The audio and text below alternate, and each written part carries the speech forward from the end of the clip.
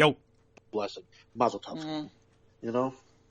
Mazel tov. So that's what I got to say about that. Hey, Mike, how you doing? And Happy New Year to you. Yeah, happy Epiphany. Yeah, and all that other jazz. Yeah, so as I was telling Jeff, and you'll notice that the quality of our programming will get better because you hear this behind me. Okay. You're what? He's saying there's nothing. We don't hear any ambient noise anymore. What? He said there isn't any ambient noise anymore. Okay. Yeah, no police sirens, no train tracks, no. No, nothing. No, nothing. Just the reverb of the empty room. Well, I'm in the kitchen right now, and it's huge kitchen. I mean, this apartment is unfucking believable. Julie really did a wonderful job finding this place, and of course, everyone that helped us and got everything together here for this wondrous occasion. Let me tell you, I got big things to do, my man. It's been great, and so it actually is going to look like a house and not a freaking man cave warehouse place here. The storage room we got maybe. You're okay with the man cave. Yeah. Well, yeah. Well, I'll have my own. That's the beauty of it. I mean, the second bedroom is going to be great. It's going to be great. I mean, just so many ideas ready to happen up in there. 2-bedroom, bathroom, clothing room. Clothing room? You mean a closet? No, clothing room. No, because since our bedrooms don't have closets, we have a clothing room. Like a walk-in closet? Yes. Okay. Clothing room. You can step in there. It's huge. Step into my clothing room.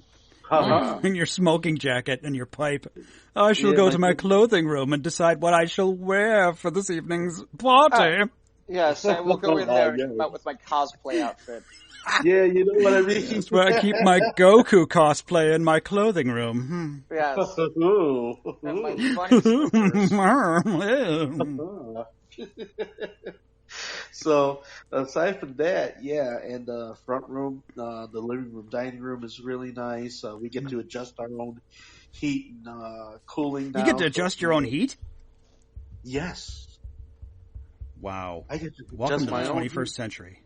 And I get to adjust Actually, my I own was around in the 20th, but anyway, all I'm saying He's even got indoor plumbing. Holy shit. Oh, yeah, and I got Whoa. Yeah, Damn. with a ventilated Damn. ceiling fan. Woo! Those What? things. No, with a ventilated And your ceiling rooms aren't fan. made of mud? Oh, no, not at all. Are you kidding? It's the most amazing thing. I mean, you're still further along in technology than anything in Green Bay. Oh, don't get Jeff started now. We've already lost Les, and we don't need to give Jeff any more reason to go ahead on a rant. But yes, but rants are good. Anyway, well, as long as we're going to talk about Les, yeah. So Les has been around for decades, and he's the score overnight guy, and has been for quite some time. At one point. It's funny. At one point, the score did take him off overnights, and I know this because I was working at Sporting News Radio, and we had replaced Les as the overnight show, and there were enough complaints that they removed our overnight show and put Les back on. Wow. That's how much people wanted Les on overnight. So Les would run the overnights and pick up shifts any place. Les is. And he's a unique character in terms of the fact that Les didn't care what he looked like at times. Les was how do I put this? Ivan and Les have a lot in common, except instead of albums, Les has all kinds of sports memorabilia all over the damn place. Oh, from yeah, what I I heard understand. I understand he's a savant. Yeah, and he has. So Les, and the other thing about Les is there are all kinds of stories. All of them are stories that are third party. I'm not going to tell any of them. A lot of them have to do with things that we don't really want to talk. Well, we do, but I'm not talking about them tonight. So Les passed away unexpectedly, and I believe he's 69. Yeah, he's only 69. Was where he was at, and so as I'm looking at things this morning, and I'm looking at Twitter, and I'm hearing about this, I saw something that I saw something about it in which, they list a GoFundMe. And the interesting part is, so Dan McNeil, who used to be on the score, retweets this and points out the fact that apparently Les has been doing about 25 hours a week of on-air programming at the score on a regular basis, and apparently never had health insurance with the score. And since he's under 40 hours, they're not required to give him health insurance. Full-time benefits, no. In fairness, when you're doing 25 hours on-air work, that's kind of bullshit. Because of all the show prep and post-show briefings and meetings and whatnot. And in fairness, it's not short work, okay, to make a show. Well, it's not even that. It's 25 hours a week. That's kind of full-time if you're talking on-air. I mean... Yeah, well, also, there's our standard of what we do is full-time on-air, and it's on-air people. And then there's the rest of it, and that's the shame of it, because of the fact that everybody goes to the rest of it when it comes down to insurance and health and all the other shit that, is important, but yet... It's just shocking. Yeah, the fact that a radio legend like him wasn't even employed full-time with benefits at the station. Well, it's a shame. And we're not talking about a small company. We're talking about CBS. That's what I'm saying. Or not CBS. I don't know what it is these days. They've changed around so much in terms of, but they own like 10 stations in this market, and we got four big corporations, maybe 5 now. Yeah, that own everything in fucking Chicago. You would tell me that these motherfuckers couldn't go ahead and check in on our boy and say, hey, you know what? You're kicking ass, you're taking names, you're keeping the books up to snuff and everything, and you're keeping the ratings in and shit. 670 The Score is owned by CBS Radio. Is it CBS at this point? I wasn't sure. So tell me, what the fuck is that? The CBS owned station in the third largest radio market in the country couldn't afford to bury one of their own. So in that's fairness, fucked up. In fairness, so we, and this happened a little while ago. I think we're aware that the sport, Jeff Dickerson, the sports reporter, he passed away, and there was a GoFundMe because both he and his wife passed away, and they left a young child, and there was a GoFundMe for him, for the kid as well. However, I happen to know that ESPN 1000, his employer, and I believe ESPN both donated heavily to that fund. I think they both put in somewhere in the neighborhood of like at least 20,000 apiece. I'm not hearing that so far from anybody. We'll see as the days go on. Right. They need to right this egregious wrong. Okay, because egregious, whatever the hell you want to say it. All I know is it's not right. And it's just like musicians. It's just like those in the creative sector. And it seems like everything with all these types of talented people and getting to the short shift of this whole thing. It's just it's tacky and it's wrong. Yeah. Okay? Well, so it's funny because Dan McNeil, who used to be on the score, was the first one to talk about it. And then Mark Giangreco, who was with ABC7 and is now out there, also retweeted it. And a few other people, including yours truly, have retweeted it. And it's kind of funny because we are getting responses from people on Twitter. Some people people with access to, celebrities with access to grind at some of these people. Like, no, this isn't about that. Or, other people don't have help. That's not, no. No. That's not what this is. This is not what this is. This is not a fucking forum to sit there and elevate yourself. Oh, look at me, look at me. No. Yeah. Well, so yeah, I did post something. One story, probably the most memorable story I have about Les. I saw that today. That was touching. About Les. It was funny because, see, I could give it a little bit more color here.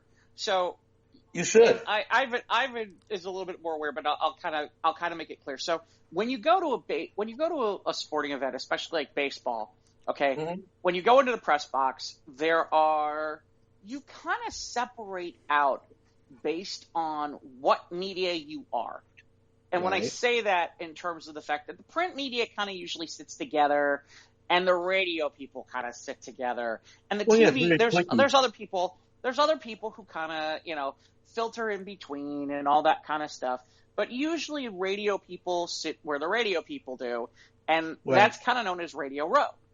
And so what was interesting about it was, so again, just to kind of reiterate, so back in and this is one of Les's bigger stories, is that back in '86, Les was down in New Orleans for the Super Bowl Bears, the '85 Bears, and there was a story that came out, and Mike, you may remember this, about where there was a New Orleans announcer who came on and said that Jim McMahon was at a spaghetti house at 6:30 in the morning with WLSAM doing a live spot where he called the women of New Orleans sluts and the men of New Orleans idiots.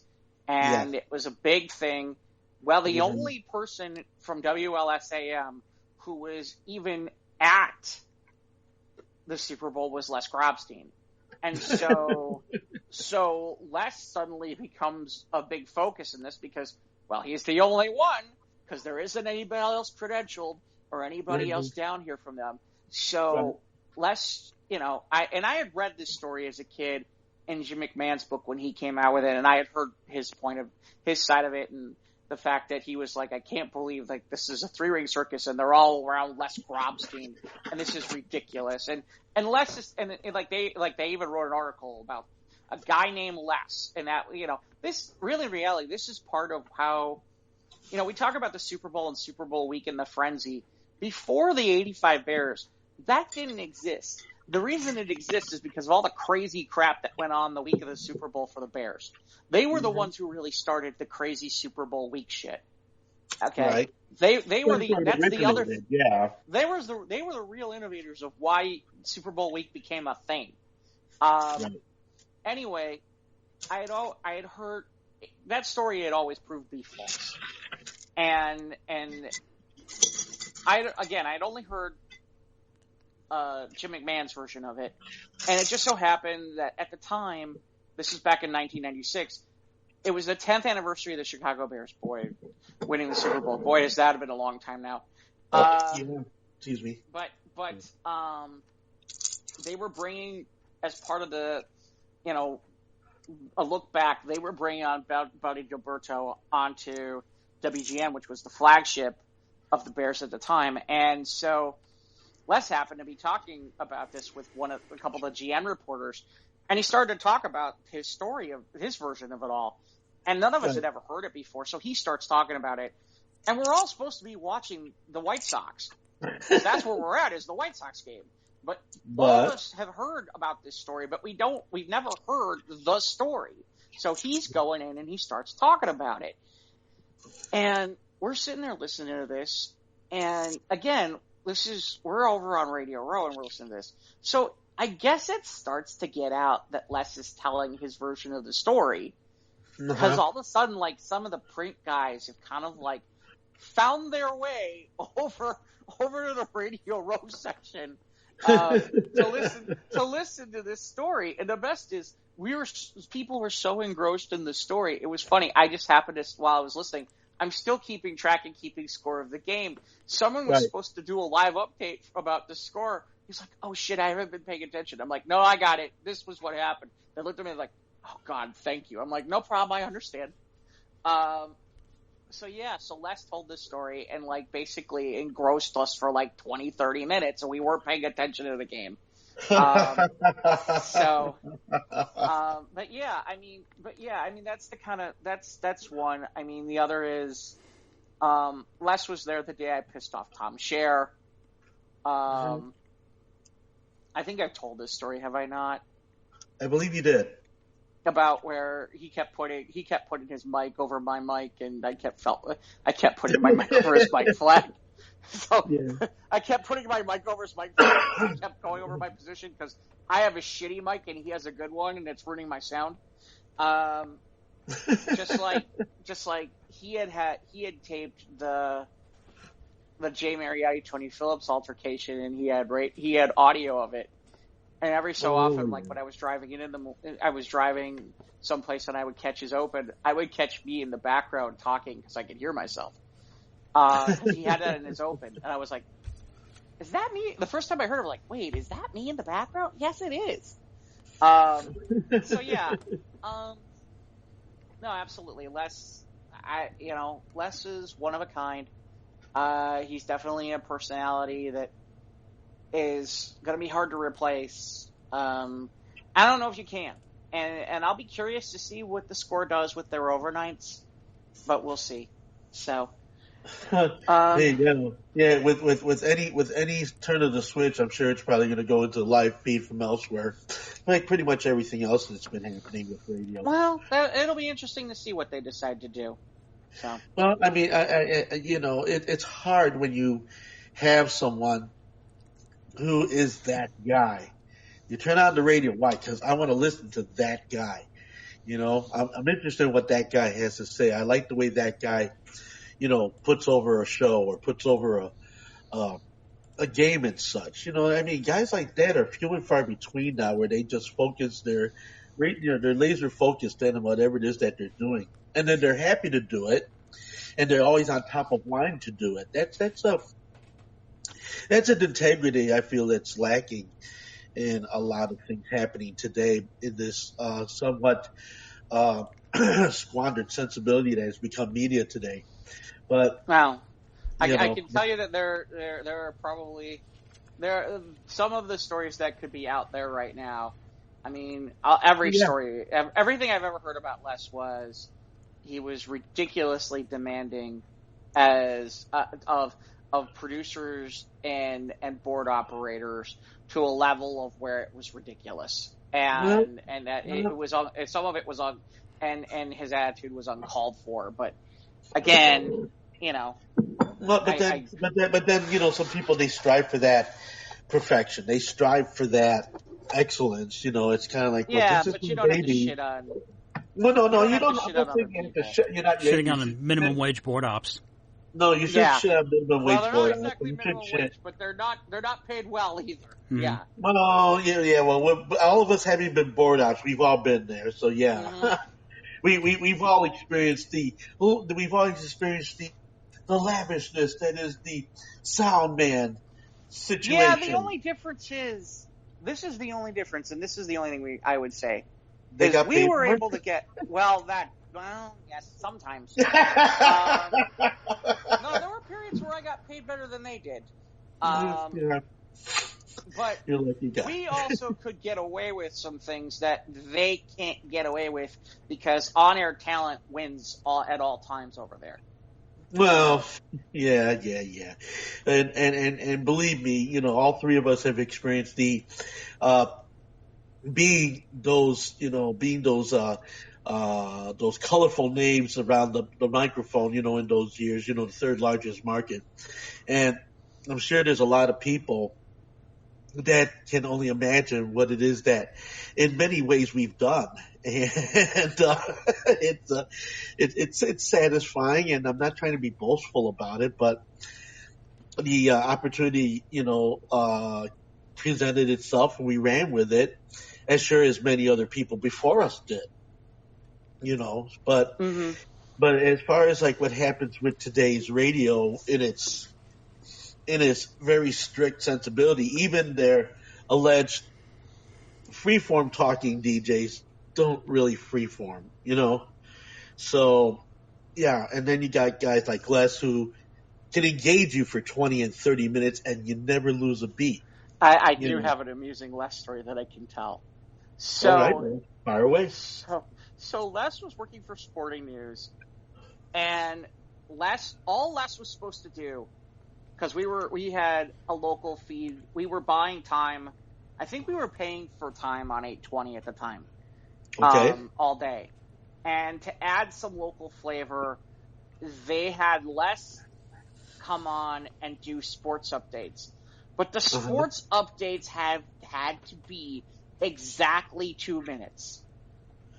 Ooh. Now, anybody who's ever worked with Les Grobstein knows that the word brief and Les are not in the same category. My understanding is it was very short-lived, because every single time Les would try to put in too much stuff, and he would be talking, and then they would go to commercial. Because he just could not hit the 2 minutes and could not get it to 2 minutes, and that became a problem. But when you're in radio, the clock is your beast of burden. Right. Well, especially with this particular, I mean, it's different if you're doing a segment, and it's different if you're, when you're with a radio network, and there's a radio clock, and there's a certain amount of time, you need to be aware of that clock. And here's the thing, with that, it's one thing if we're talking about a radio segment. This isn't really a radio segment. This is a sporting news update. This is like a sporting news flash kind of thing. Well, okay, You've got 2 minutes. That's what you've got. You got to get all this in 2 minutes. If it doesn't get in 2 minutes, then it shouldn't be in there, or you got to figure it out. And Les's sports updates have even when he was doing for the score, they would take forever. So yeah. So a little bit more is too much. Well, the point being is it was funny to listen to the air checks where Les would be like, and another news, and then it would go straight to commercial. That kind of thing, where it was like my boss was telling me, he's like, there were people who had like bets when Les would come on. It's like, what's the over under? He's actually going to make the 2 minutes. Like, people were betting. People can actually bet on him. People were betting, and normally 9 times out of 10, no one took less. It got to the point where it was, what part do we think he'll get cut off at? So. Oh, guys. So, anyway, again, welcome to Squares to the Roundtable podcast. We've been talking everybody. about Les Grobstein. With me is Ivan Rivera. Welcome back. Hey, glad to be here. You feeling better? Getting there, and just rolling right along, feeling the best today that I've bet in a while. So, yeah, doing all right. And, of course, Mike Boyle. Yo, greetings. That's good. Life is good. And this is episode 170. And thank you for playing. 180. No? Oh, 180. Are we at 180? Yeah. Shit. Wow. Okay, well. Round numbers. Got it. Yes. Okay. So, Mike and I last week, we had the gigantic dump of anything and everything we watched for like 2 weeks. So I guess, out of curiosity, was there anything that you watched or anything you picked up in the last couple of weeks? You've just been moving, or what have you been doing? Or you just been moving? Well, a lot of it was made up of moving. I did catch Encanto, which I thought was great. It's on Disney Plus. Yeah, I see the commercials for that. Yeah, it's really quite good. And then I will talk about it later if I haven't spoken about it before. No, go ahead and talk about it now. What are your thoughts on it? What's it about? Well, it's here we go. It's Disney saying, okay, we're going to go ahead to the well of its previous Disney invention from a Hispanic place. Yes, in Mexico. Talking about Coco.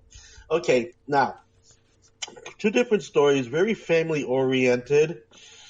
Okay, and a lot of the bells and whistle. You has a family that's instilled with all this magic, and each one's supposed to get a door that gives them their blessing or their enchantment.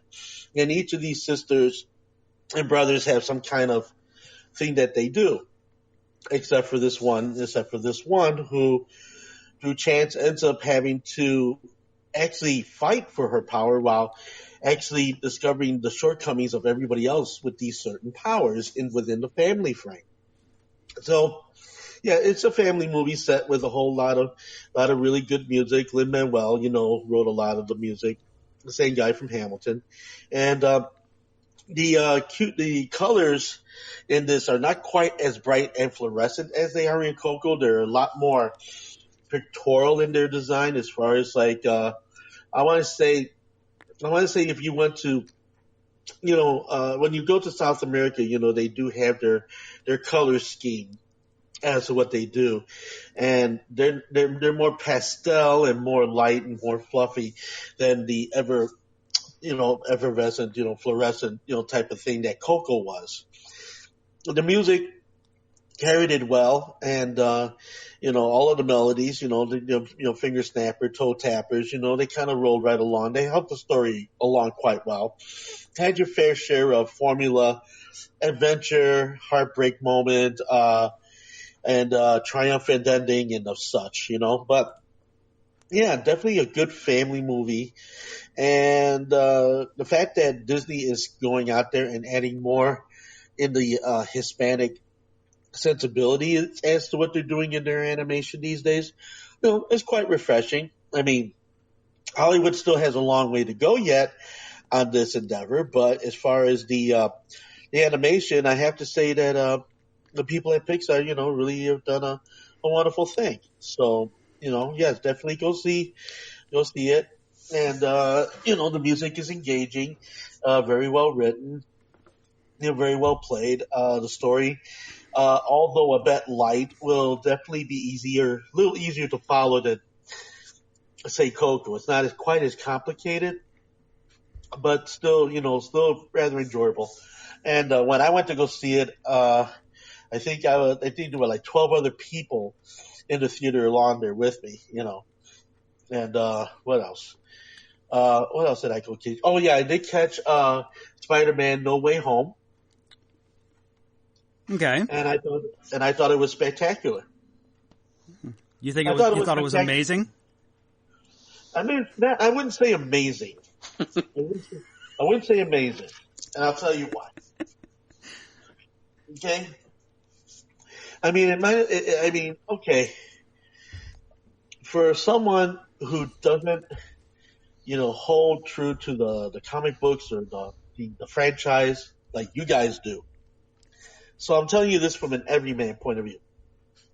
Just off the street, walking on in, I want to see a movie. And I've heard so much about Spider-Man: No Way Home. So I says, okay, I'm going to go ahead and sit there. Another day where I'm in a theater with very few people. Love my Logan Theater. And so I get to sitting in there and I'm just watching with bated breath saying, oh, okay, I've heard so much about this movie. Do I get expectations of it? Maybe a little bit. Is it going to live up to the hype? Pardon me? Is it going to live up to the hype? Exactly. And believe me, there was a lot of hype about it. Okay? And was I blown away? Not spectacularly, no. Okay? And not amazingly either. Just about to say that. Not amazingly either. No, you're right.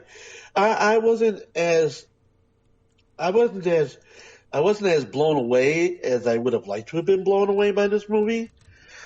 And the fact that they kind of lean back to the Spider-Man of the other realms and everything else, and that whole thing kind of was like, okay, so we're going to go ahead and we're going to give everybody an opportunity to say, well, he's the weaker Spider-Man. Oh, this Spider-Man, he's not as weak, but he still kind of is this. But then we got this Spider-Man here. And you're like, oh, shit, okay. All right. So that pulled you out of the excitement? You didn't care for that? You just wanted one Spider-Man? Well, I would have liked to have been one Spider-Man from start to finish, and why they would have to rely on the altered universe in order to try to make a specific point within the story frame. I don't know if it's just flight of fancy, or just we're gonna try this and see if it works. But I went away. I went away with a three yeah man type of feel to it. You know, that's I mean, the special effects were great. The story within of itself, went along well until up to the point where the multiple Spider-Men started showing up, and I was just like, oh shit! Now I got to see him try to follow all this alternate action as well as. See, you're not emotionally invested in these other Spider-Man films where we've seen these actors send these different portrayals of Peter Parker, and see them all interact with each other was quite a treat for the diehard fans. Yeah, okay, for the diehard fans, see, but I'm not a diehard fan. See, so for me, it just made it slightly chaotic because unless you really are within the diehard of the story and the diehard of the franchise and everything, you don't quite get it. And then you just don't figure why did they go that route. But if I was a diehard Spider-Man fan, then I would have been like, oh wow, I get 3 for the price of 1. Fuck yeah. Let's kick ass and take names. Ho ho. Here we go. But it was lost on me. But essentially, like it says, for me, a good film, not a great film for a guy like me, but still a good film if, and I'm sure for the diehards and the people who have followed along with that, yeah, God bless you. Go see it. Fair enough. I'm glad you enjoyed it to an extent. Mm-hmm. Yeah, I did. And like I said, this is just your common man off the street guy, okay? Because common man with a clothing room, though, no less. Yes, but no closets. No closet, just one clothing room, one big clothing room. Yeah. I actually like it. It's kind of neat. He didn't even cosplay Spider-Man when he went, and he had a clothing room.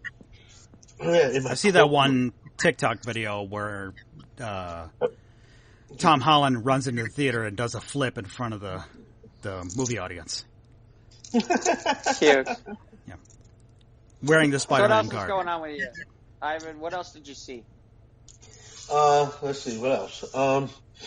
Trying to think. Well, aside from the 2 movies I got away with seeing, and the rest of it was just made up of being my own superhero, trying to move everything out of the apartment, with the with literally the clock ticking behind me. Are you now fully out of diversity? Yes, I am. I'm fully out of diversity now. Everything is safe in the storage room with about 3 feet of space left in the storage room.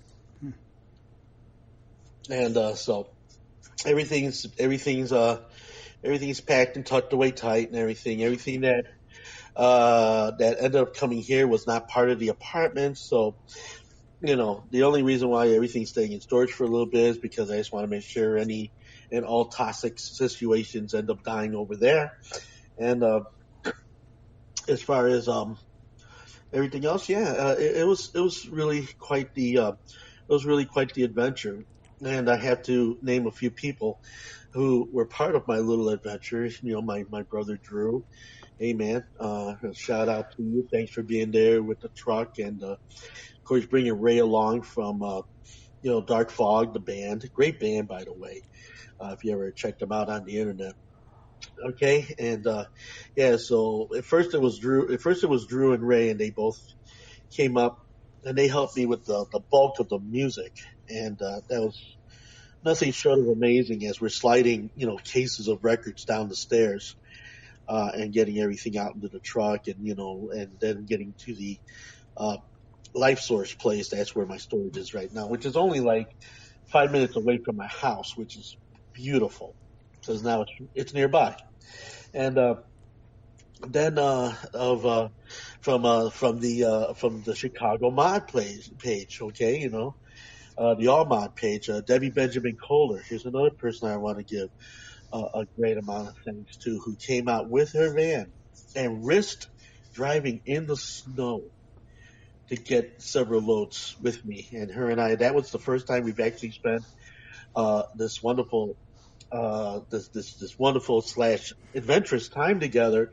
Um, Getting all this stuff out of the apartment and driving in the snow that we had that day, which came down real heavy.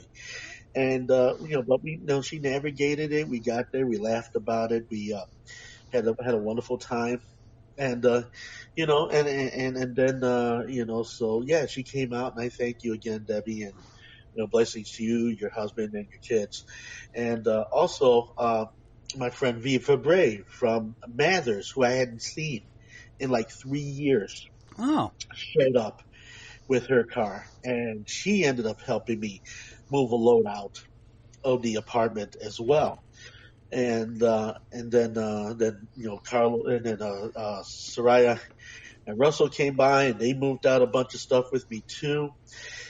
And this all happened during the time that as Julie was going through her trials and tribulations, with what happened with her mom in December, her mother passing away, and everything. And then she became very ill, and so she had to sit home and get healing. So left me to my own devices, and of course thank the forces of the universe who came out, and all the angels that came out and decided to help an old broke down owl out of his own little situation here. And I thank you in my heart. Thank you so much. And of course everyone was rewarded. Everyone was rewarded.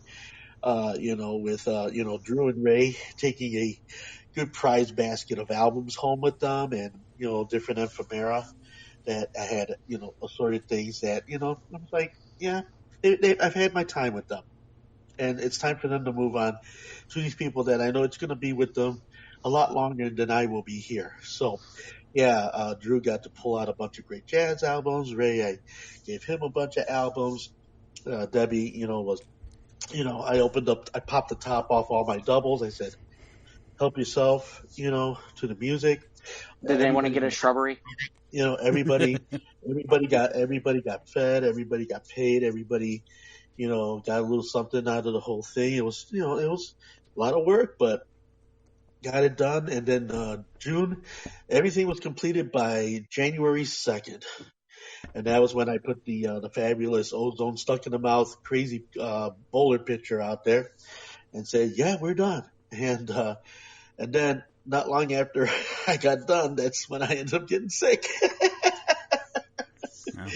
Because busy moving out in, anywhere between 10 and 15-degree weather. And maybe you're in and out of the cold, and yeah, in and out of the cold, into this, and then of course going down 2 flights of steps, which I was a very sore guy for a couple of weeks there, and then it was just it was just like I said, so it was just coming back and everything. So now what's nice is that with the den and everything, now I can rebuild it from the bottom up now and everything, because I got fresh new stock of records over at my mother's house that I just got in, and I still have the remaining stuff that's over at Laura's house, which I'm finally going to get to clear out of there, thank God, and close the door on that chapter of my life this year, which I'll be very happy for that.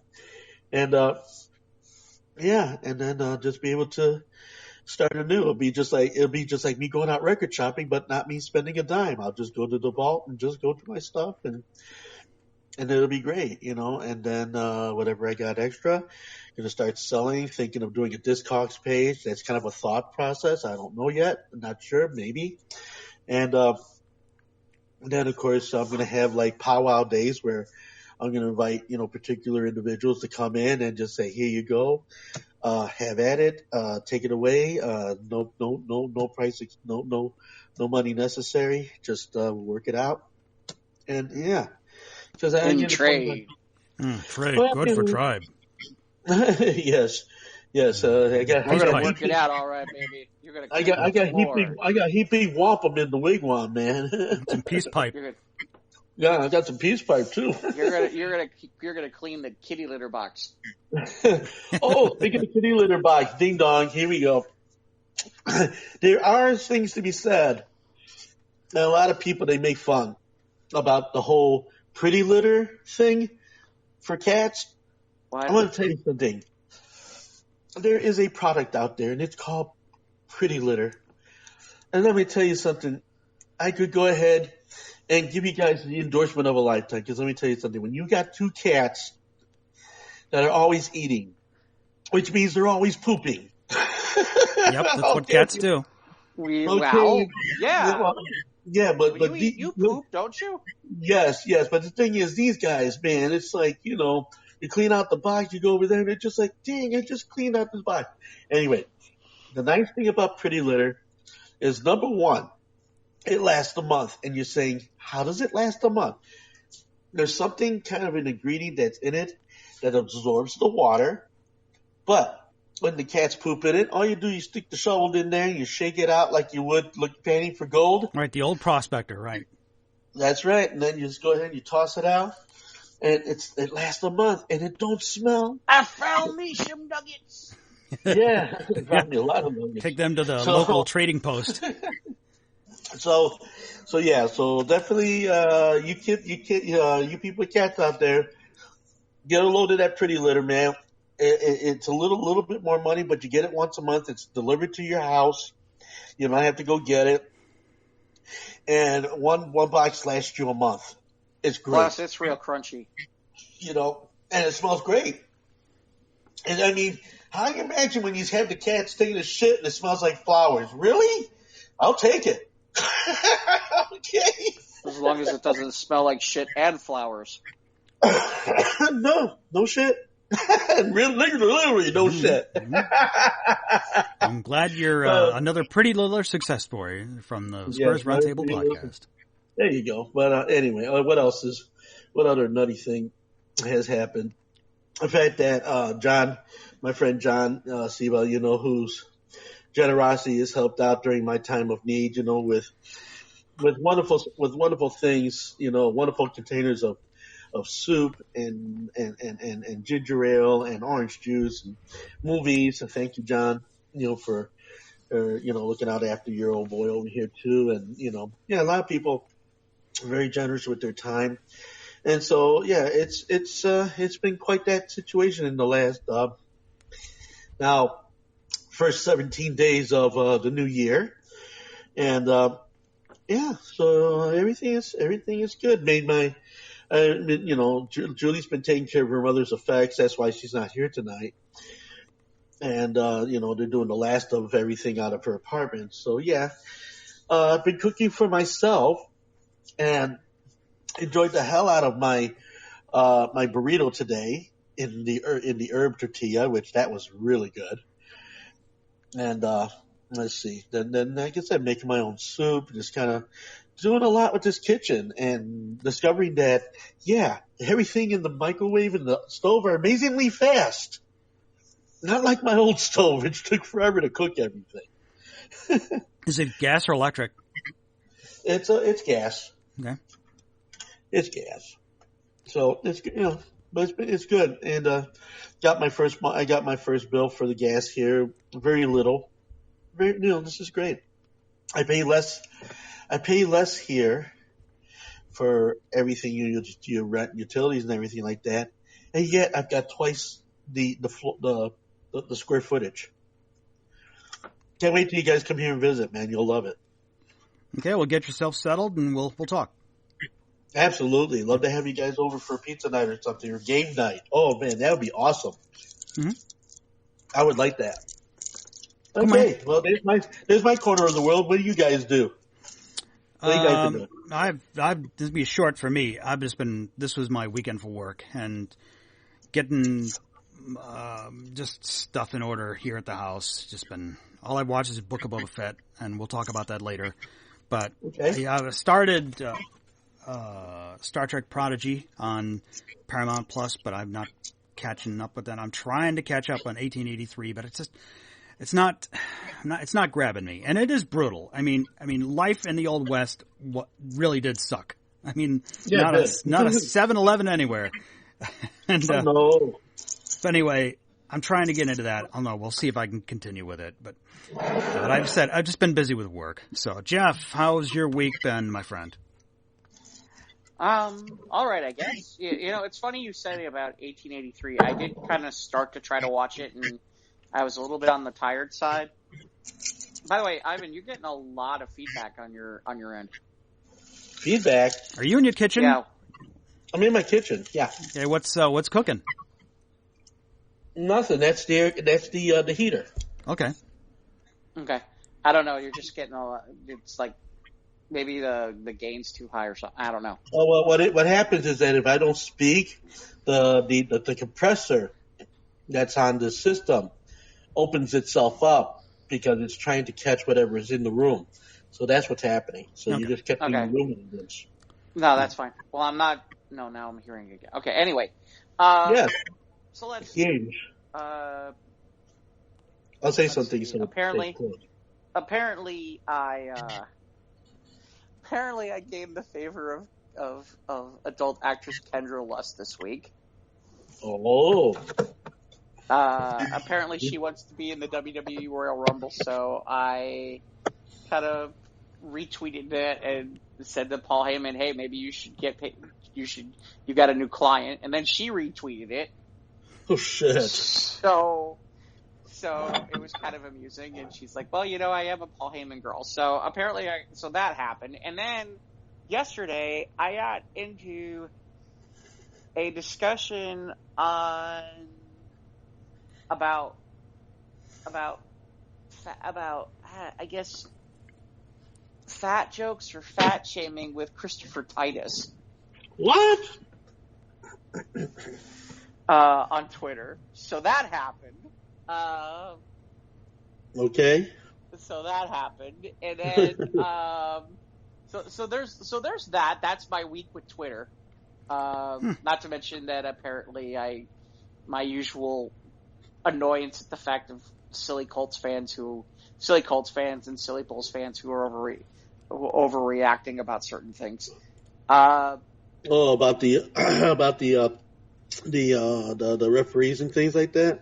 No, that doesn't fire for anything I have to worry about. And then what else? So I got to a good amount of TV. It sounds like, Mike, you did not yet get to the Eternals. No, I did not. That's on my to-do list along with Shang-Chi, but okay. I had a family member who was all like, "Mike, I've tried watching this. I turned it off after a half an hour." I'm like, hey, you got to keep trying. It's For which one? The Eternals. Okay, yeah, I've seen the Eternals. I know. I know you saw it. Yeah, but it's on. It's now that it's free on Disney Plus. Right. Jeff and I have no excuse, but we're like, nah. Guys haven't gotten near it yet, huh? Jeff saw it. I have. I actually saw it. I actually watched it. Okay, what are your thoughts on it? What do you think? It jumped. It's funny. It has a lot of the same problems Shang-Chi has, and the fact that it jumps all over the place. And it jumps back and forth way too much. The only difference is there's more characters this time. A lot of characters. There's a lot more characters this time. And and so there's just a point where I'm like, at some point I'm like, I don't care. It's just too hard to follow. There's not enough time to get you emotionally invested in any of these characters. Well, the other problem is that, again, and I'll admit some bias here, which is, you know what? I've never read an Eternals comic. The Celestial stuff was never stuff that was anything of interest to me, on that I'm aware of. All that stuff has never been something I've been interested in. Right. And so to me, that doesn't help either, in the fact that it's like, I don't have any real pull on these characters. Yeah. These aren't characters that I'm sitting there going, okay, I'll give you a little bit of the benefit of the doubt here. And I thought with where they ended things, with certain aspects of how they ended things, now I'm confused about exactly what their plan is with some of the things that they've done.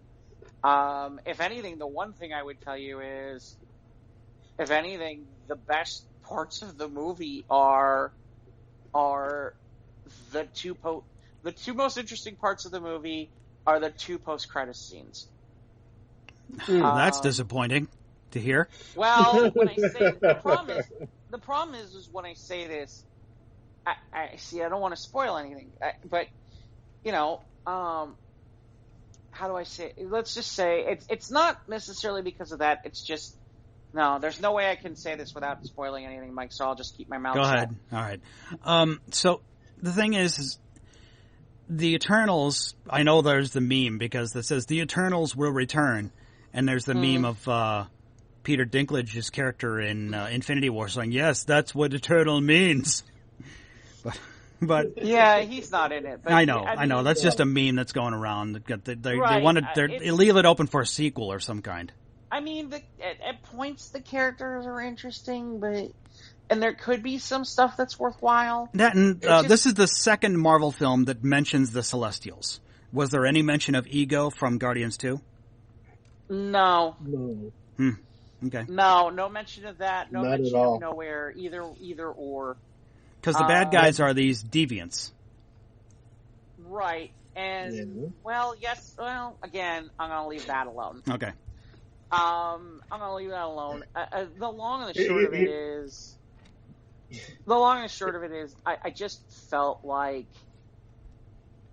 the thing about both Shang-Chi and the Eternals these are two characters. I shouldn't say characters.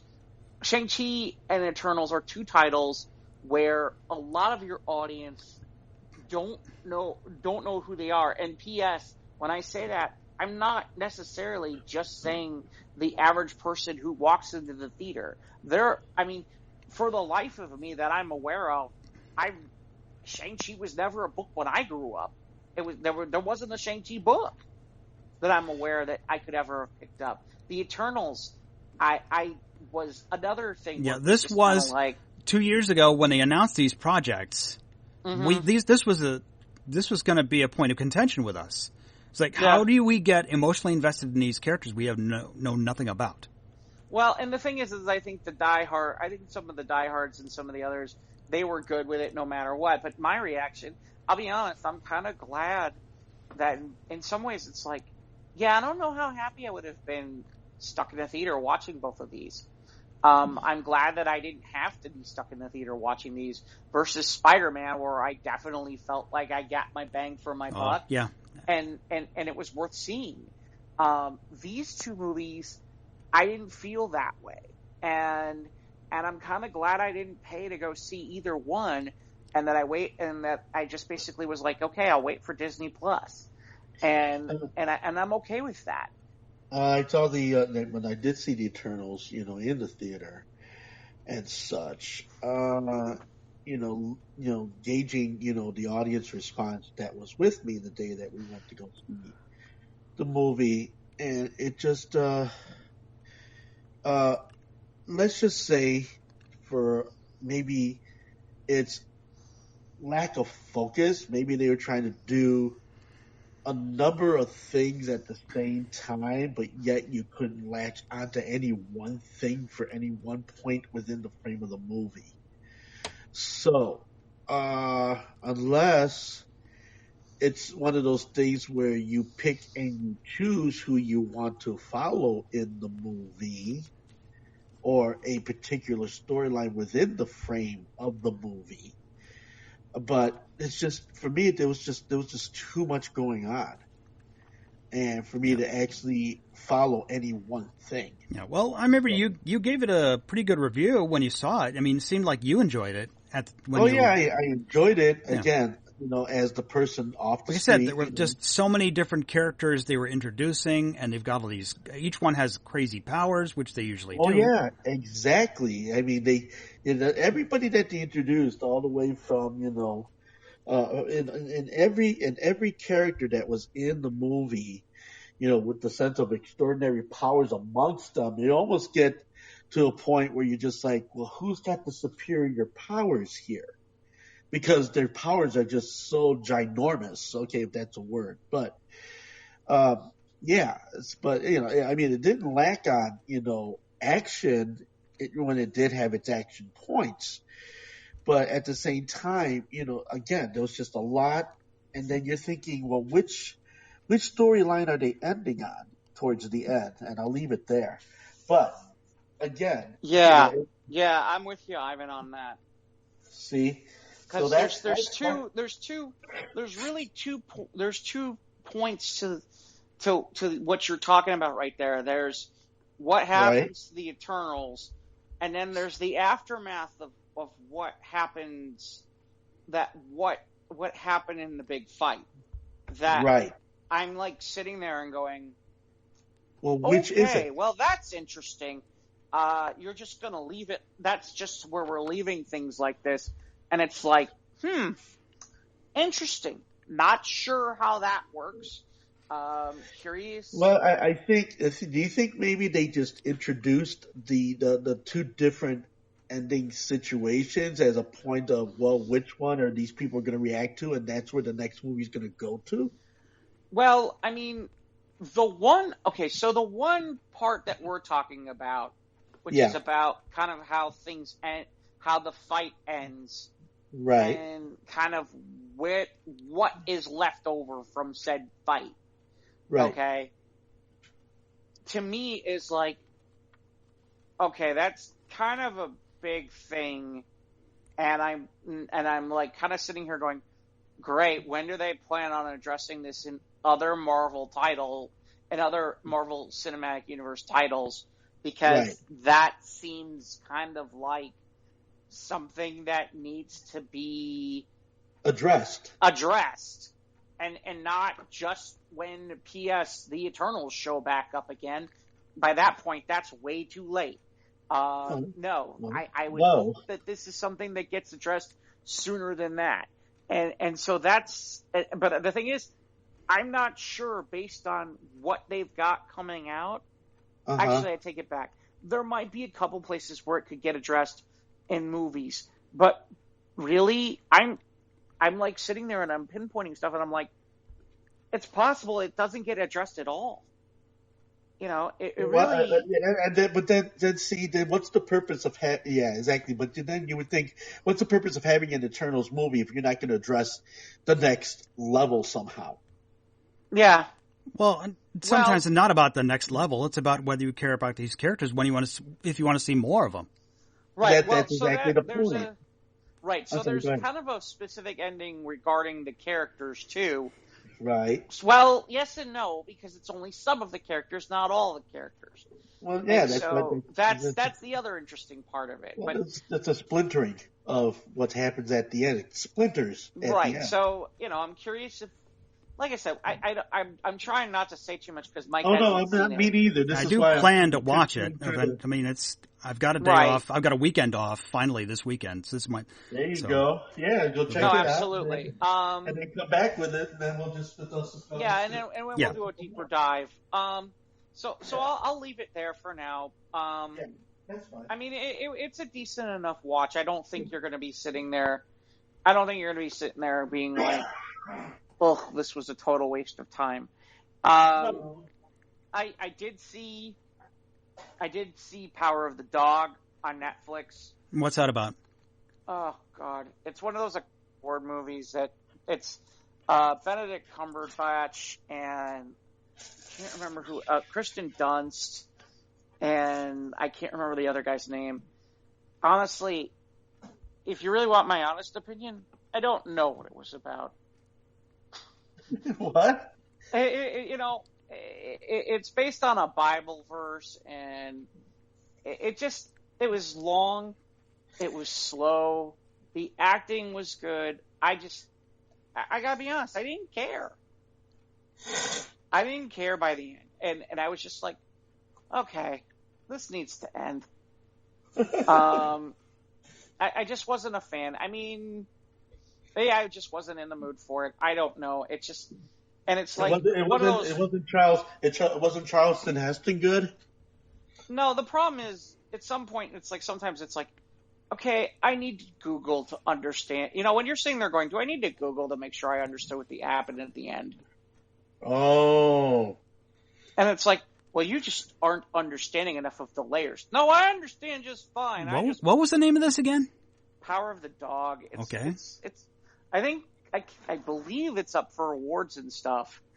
It's based in the West back in it's got to be the early 1900s, about two brothers, and the one brother is kind of making fun of the other brother, and then the other brother is ends up marrying marrying a woman who has a son, and yeah, it's a humor and interaction piece. It's just, I don't know.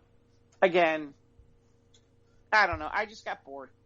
Anyway, Expanse's season finale, actually series finale, took place. Went really, really well. I'm thrilled with it. I still don't understand why one of the storylines they did was in there, because it really didn't seem to tie to just about anything that was going on, and it seems like it was like they're setting seeds for future shows, and I'm like, but you don't have future shows. Although there's all kinds of rumors that they're going to, and maybe not with Amazon, but overall, solid 6 episodes. I do think that they could have done what they did at the beginning in the early episodes, and then done something else. But this is the direction they wanted to go, and okay, good enough. The one thing I will say is, so I got a chance to watch Peacemaker today. Okay. On HBO. Oh. With Eagly? Wow, is that fun. Wow, the Russians looked interesting when I saw on that. HBO Max. You watched the first 3? Yeah, so I watched the first 3. First of all, and it's out there, it can be found. The opening title sequence is brilliant. Just for that alone, you should watch. Cena's great in this. Cena is absolutely spectacular. He's kind of got the Johnny Lawrence thing going, except he's a little bit more aware. Mike. Okay. It looked to me like it just kind of touched upon the campy in a way. It is. And this is a direct continuation of the Suicide Squad. It is. Okay. Quite frankly, it's better than the Suicide Squad. Yeah, it was on the other night. I forget what station it was on, but it was on one of the cable channels. I was like, I just can't watch this. What, the second one? The new one? Yeah, the new one. Yeah, it was on one of the cable channels. I was surfing the other night late when I got home. Okay. Yeah, I'll be honest. I wasn't a big fan. I wasn't a big fan of the second Suicide Squad. It was good, but it wasn't great. This is much better. Much, much better. And John Cena, the casting is good. It's funny. It's interesting. There's good action. Cena really just gets to basically stretch his legs in this. It's a high recommend. This is a hit. If the episodes can keep going the way they're going, it is absolutely a joy and enjoyable. And James Gunn does a great job with it. This is exactly the kind of show that Warner Brothers and DC Comics needs. Need to invest in, and it's solid. It's solid. It's a lot of fun, and I mean, I don't want to ruin anything, but yeah, I'm in. I'm all in. I'm looking forward to future episodes. The storyline's interesting. I'm curious. I'll be honest. I can't figure out who the villain is, and I'm positive that there's somebody. It's somebody that I should know, but I can't figure it out. So good for James Gunn that I can't figure it out. Well, there you go. I'll check it out. If it's on HBO Max, I'll check it out. Yeah, it's on HBO Max. It's exclusively at HBO Max. It is not on HBO. It is specifically the Max, and it is, like I said, I enjoyed it. I really did. Is it that same type of dark? No. Gratuitous? Well, I mean, there's aspects to it, but it's funnier. It's a lot lighter in a lot of places. And it's it's a lot more comedic. It's a lot more, it's dark and yet it's very fluffy. Kind of like a cupcake. Maybe. It's dark, but it's got a fluffy center. Creamy. Yeah, I mean, I don't know about that, but again, like I said, I thought of it. I had a little bit of dread because I wasn't a Suicide Squad fan, but this was really good, and I enjoyed it. I mean, my only nitpick would be, they use Vigilante in aka Adrian Chase. It's nothing like anything that they ever did with Adrian Chase in the comics. At the same time, I'm down with it. It's okay. I can live with this. It's yeah. Sounds Yeah. like fun. I mean, the rushes that I saw seems like they're promoting the comedic side of the series. So yeah, it's got and caught the my best interest. part is some of the funniest stuff isn't in the rushes. Oh, I'm sure. Some of the funniest stuff isn't in the rushes. That's reassuring. You don't always put the best stuff in. On top of it, he talks a lot about different stuff that you literally, like, you sit there and go, okay, apparently that exists in the DC Extended Universe. Didn't realize that character existed in the DC Extended Universe. There's one that literally I was like, you're kidding me. They're actually admitted. They're actually letting that character be a real character in the DC Extended Universe that they've brought over from the comics. I can't believe they did it. Wow, that sounds good. But I don't want to ruin it because I'm gonna watch it. Yeah.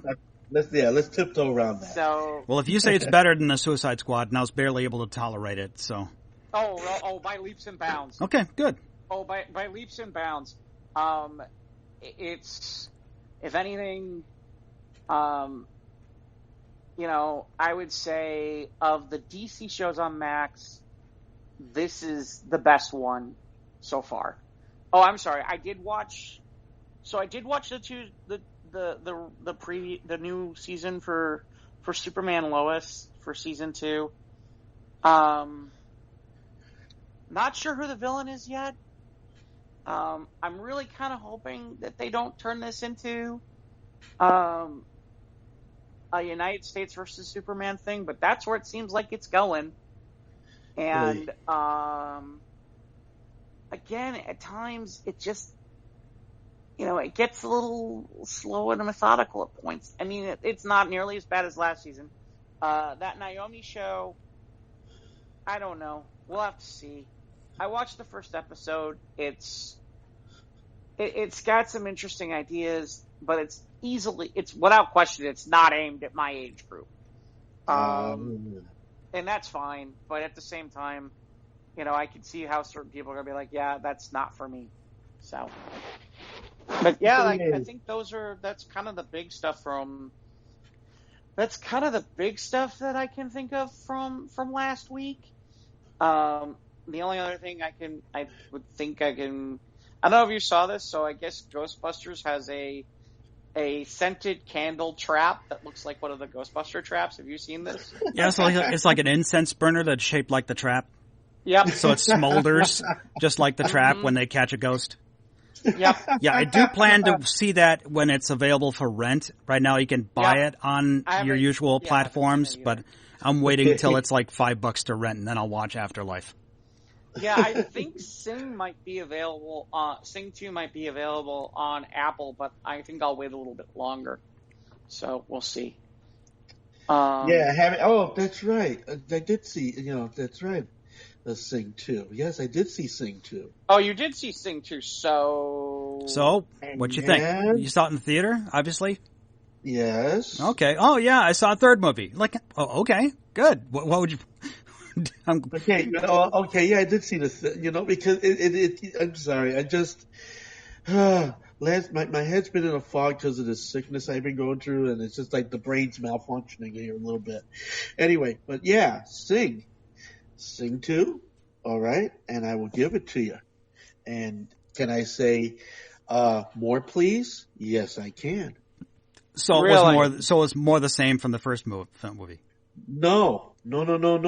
Can I say more, please? Meaning, can I get more Sing? I enjoyed it that much.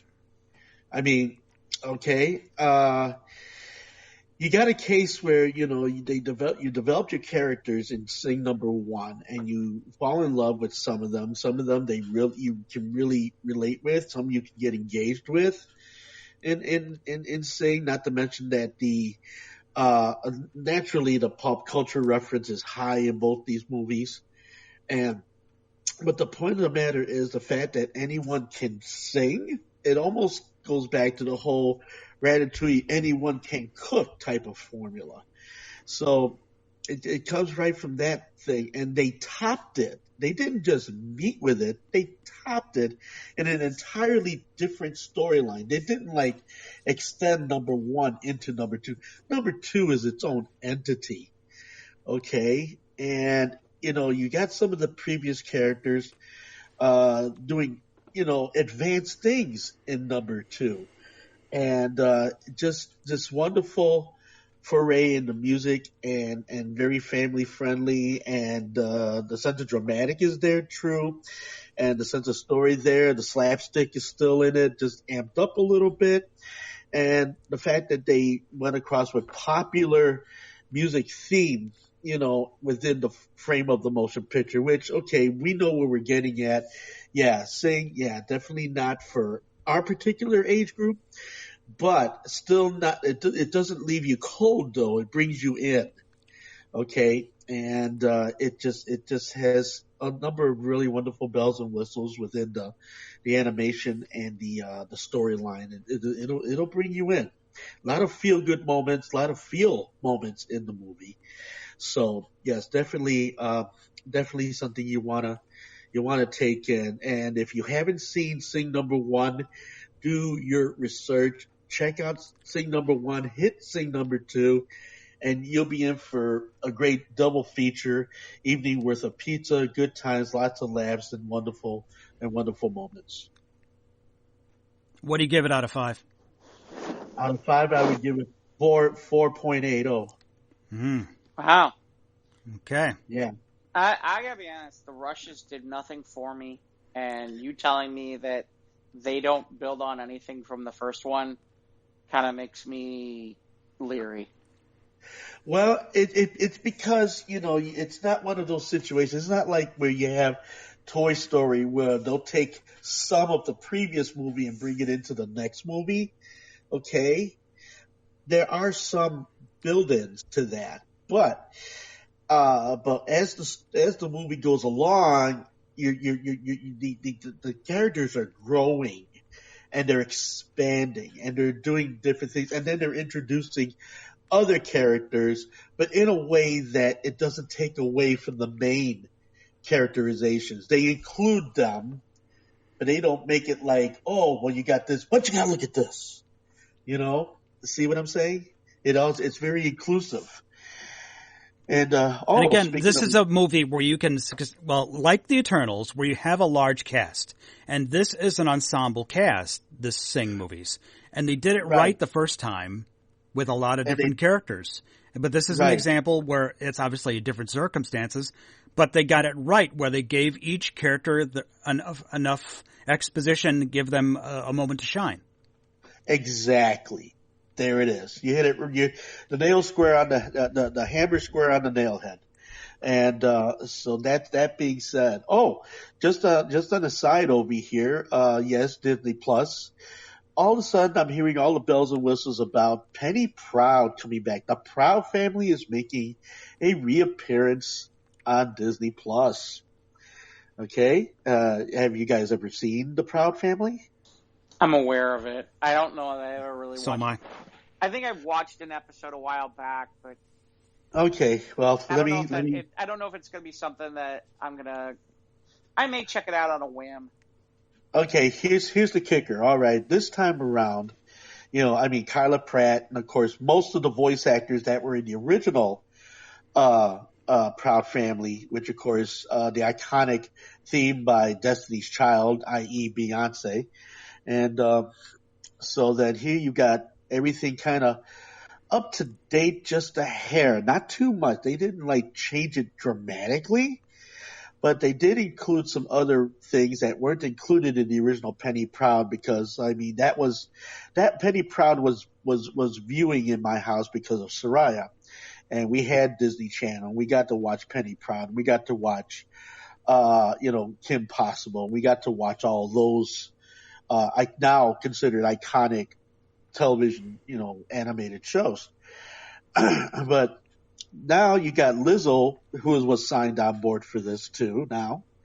And, not to mention that there are certain things that, according to the commentary of said, Rush, that when I saw this, and it's like, did that black guy say that white guy is my husband? Is that what I thought I heard? Which here we go. We got Disney trying to address in some situations the egregious wrong of not being all inclusive as far as characters are concerned, and they hinted at it in the Rush. If you go to Disney Plus, check out the Rush, and once you hear the line, you'll be just kind of like, oh, okay, yeah, we're doing that now. So, yeah, Disney trying to be on the cutting edge of inclusiveness in their animated forums and such. But, I just think that, a little too late, folks. This thing's been going on a long time. I mean, but aside from that, yeah, I mean, it's going to have that same type, it's going to have that same type of feel and energy. And I don't know, I can't help but think that maybe, Disney was just trying to say, well, we haven't made a black cartoon in a long time. Maybe we should rehash this idea. I don't know if that's any truth to that, but some people, I would see that a lot of people would think that, but then again, that being what it is. So yeah, so that kind of caught my interest there, the whole bringing back the Proud family to the 2020s now. I mean, cause I believe the last episodes were in like the mid 2000s, if I'm not mistaken. So yeah, what I would like to see reissued, on Disney Plus. I would love to see Kim Possible. I mean, wasn't there a live action thing that had happened and nobody said anything else about it? What, the live action Kim Possible? Yeah. Yeah, there was a live action, and it's interesting because it only went to the Disney Channel. It didn't actually go to theaters, which was strange. That's weird because until you guys mentioned, I'd never heard of it. But the thing is, I followed the entire series from front to back. I mean, that was one of our favorite shows in the 2000s was Kim Possible. Call me, beat me if you want to reach me. See, when we went to Disney World, we actually did the Kim Possible, spy phone thing, tour too, which was a lot of fun actually, but that's another story. But yeah, I would like to see I wouldn't mind seeing the Kim Possible franchise, but I'm sure by this time she'd be a full grown woman and everything like that. She would have the makings of a good superhero or a good spy to make it float, not in the real world, but maybe still in an animated form. It'd be kind of neat to see how, Kim and Ron Stoppable, end up actually, making out, even if they're even together at the time, which also the fact that. It's all part of my fan fiction. Yeah, and the fact that it's on my Tumblr post. Kim Possible and Shigo are lesbian lovers together. Oh my gosh! Don't look them up on the internet. Yeah, it's not a good idea. No, don't do that. No, don't Rule 34 them. Okay? That's like what was it, that insurance, the e-surance or whatever, the insurance, the animated, Aaron Esurance. Yeah, Aaron Esurance. Yeah, they had to pull their character because Rule 34. Yeah, and the thing about it was when Esurance got bought out by Allstate, they muted the entire franchise of Aaron Esurance. It was just like, nah, this isn't where we want to go with this. Yeah, I heard Flo's down from Progressive, right? I heard Flo's leaving. Is she? Yeah, I heard Flo's. Yeah, I've heard recently that Flo is retiring from the Progressive franchise. He's like, yeah, this is enough. I've had enough. Mm.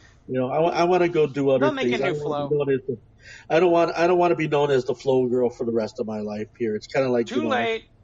Yeah, I know. Too Anytime she late. shows up anyway, she's Typecast. gonna be the Flo girl. But yeah, it's just like Mr. Whipple. You go ahead. Hey, he's the guy. Don't squeeze the charmin. Yeah, it's kind of weird. Yeah, now they'll have a woman named Joe. What now?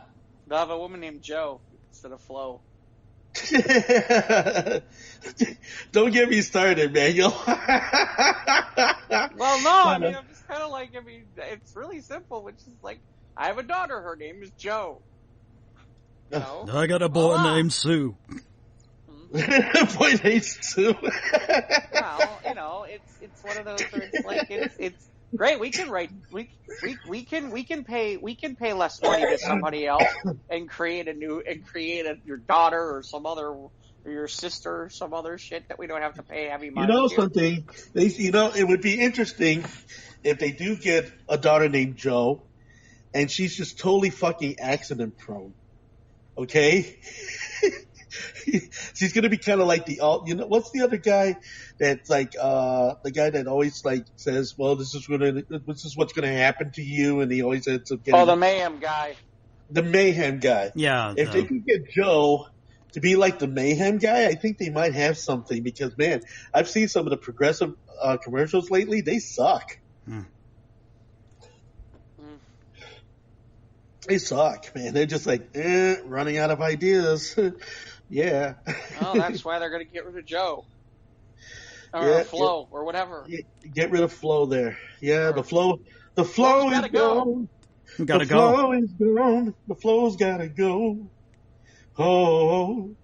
So, I'm kind of stalling a little bit, because I'm like, can we get the Moon Knight trailer before we get off the air and get a chance to watch it, or do we want to like try to end before that?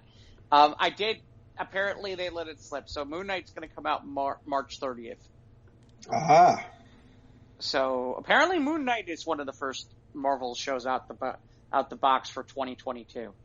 And I guess that the reason they did it tonight is it coincides with the lunar calendar. Moon? Oh, the full moon, yeah. Because that's part of what the characters. Yeah, I was driving home from work today, and there's a full moon tonight. So, yeah, well, I'm gonna go into the backyard, and I'm gonna be one with the moon tonight. Okay. Like turn into a wolf or something. I don't know. Or you're gonna give the backyard the moon.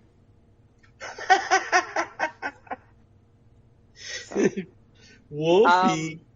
I assume you were not watching any of the Boba Fett stuff on Disney Plus. Of course not. Right? You cut me to the quick, so I'll tell you what. I'm going to go ahead and let you guys do your groovy thing, and now let's introduce the exclusives on Boba Fett with Jeff and Mike. So it's his way of saying no. Yeah, that's his way of saying no. Yeah. All right, Mike, what did you think this week? It was okay. Just more of what we thought we were going to get, which is more, although there was slightly more concurrent. Yes. Concurrent stuff instead of just what's the flashbacks, the Dances with Wolves or Dances with Tuskens. I think we're done with. Well, I could be wrong. We might be finally. Well, no, I bet we aren't. I don't know. I mean, we're what? There are only 6 episodes, right? Yeah. So there's 3 more episodes after this? I thought there were either 6 or 7. I've heard 7 from people. Okay, maybe there's 7. I have no idea. I haven't been paying enough attention. Which would make sense because it takes it through most of February. Although it is interesting because it sounds like if Moon Knight's not coming until the 30th of March, you mean to tell me they've got nothing going on from when Book of Boba Fett goes to Moon Knight? That seems strange. You'd think you'd have something. I thought this week was better. Yeah, it's getting better. The chase scene was, we've seen high-speed chases done better in Star Wars, that's for sure. Yeah. And this one was serviceable. I didn't hate it. It's getting a lot of hate from the internet because of the multicolored bikes and the slow chase and. Yeah, that's stupid. I mean, at least, that's stupid. At least we finally got something in the current time point. It does. It's funny. Somebody I noted. It's like he knows he's a marked man. You'd think he'd like start circling the wagons and start getting some people together. That's why. Yeah, that's why he hired the crew of the cyborgs. Yeah. But you'd think he'd have a little bit more than that, but apparently he doesn't, so who knows. It's going to be interesting to see how this works. Apparently, part of the reason we're getting that backstory is it looks as though the Pikes are going to be a major player. I'll be honest, Mike, I didn't know much about the Pikes. Somebody had to remind me that apparently they're the people who own the mines at Kessel. The Kessel, the spice mines of Kessel. Right. Because they did touch upon that in episode 2 with the train robbery. Right. So I do think that some of this is all going to tie back, and that's where some of this backstory is going to come in too, is because obviously they've had dealings with Boba Fett previously. So I do think that'll be part of it. Again, it's nice to see them flesh out a little bit of this. I am a little surprised because there's a part of me where I'm like, okay, apparently the Hutts are scared of the Pikes. That I'm aware of, the Hutts have never been scared of anybody. Yeah, the Hutts do what they want. I mean, that's why it's controlled by the Hutts. It goes back to episode 1. They've been rulers and crime bosses for a long, long time. Yeah, I mean... And you know more about this than I do because you've read, obviously with the lore and... Yeah, I mean, the Hutts are one of the big ones. Black Sun is another. Crimson Dawn they created. Apparently I missed the part about the Pikes, and a part of it is I haven't been reading as much of some of the books and some of the stuff, and I missed it apparently in Solo that was where this came from. So...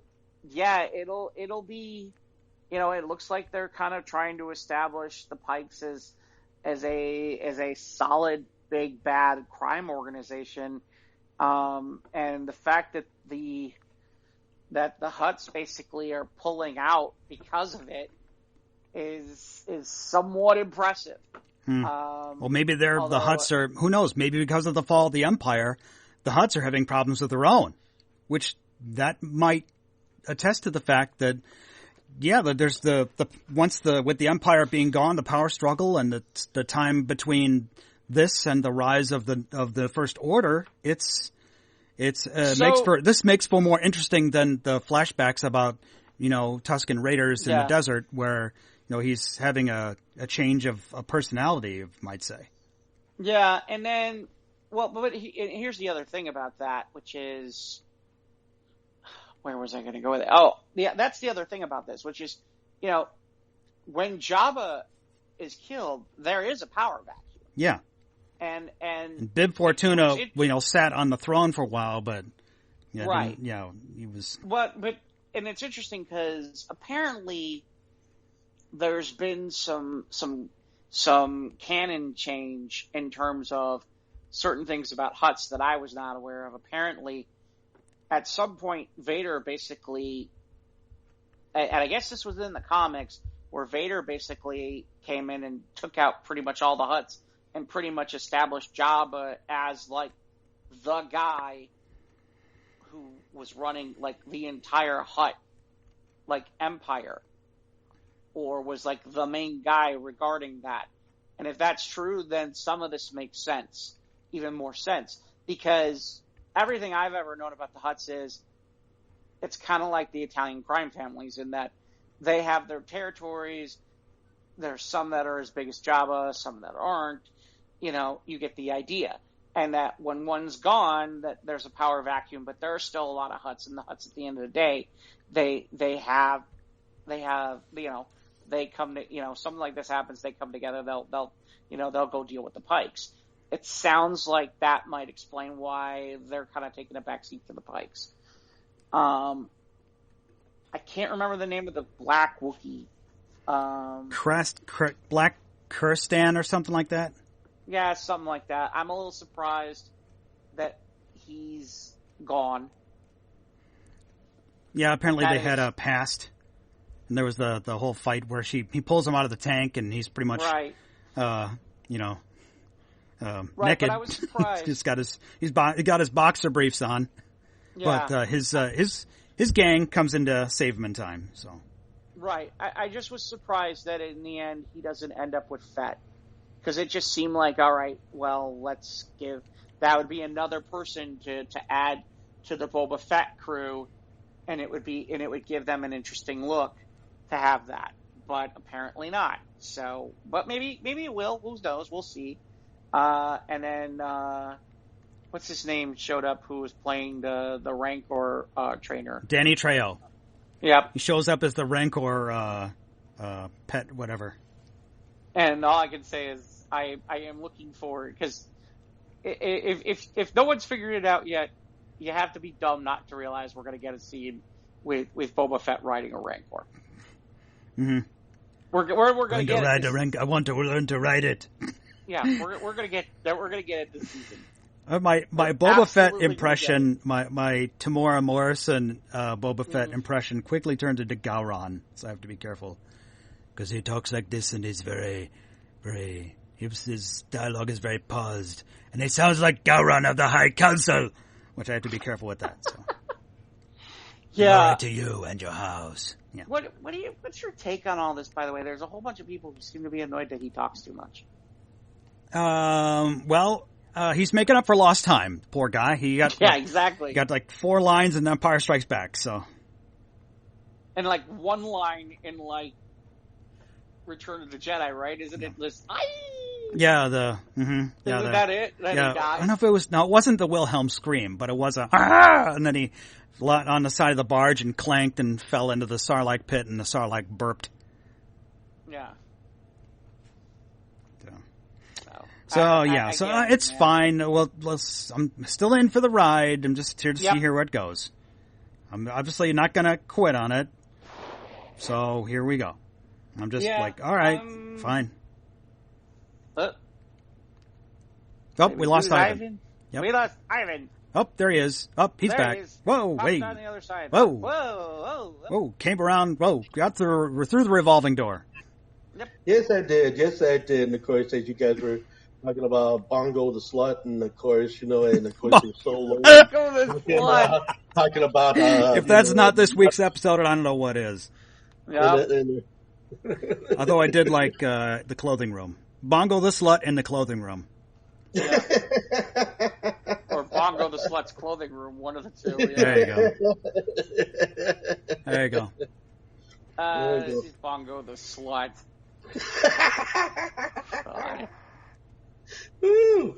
Yeah, you were talking about huts and everything like that, and I kept transferring into, let me see, hut, nut, slut, gut, putt, pizza. No, pizza doesn't go with that.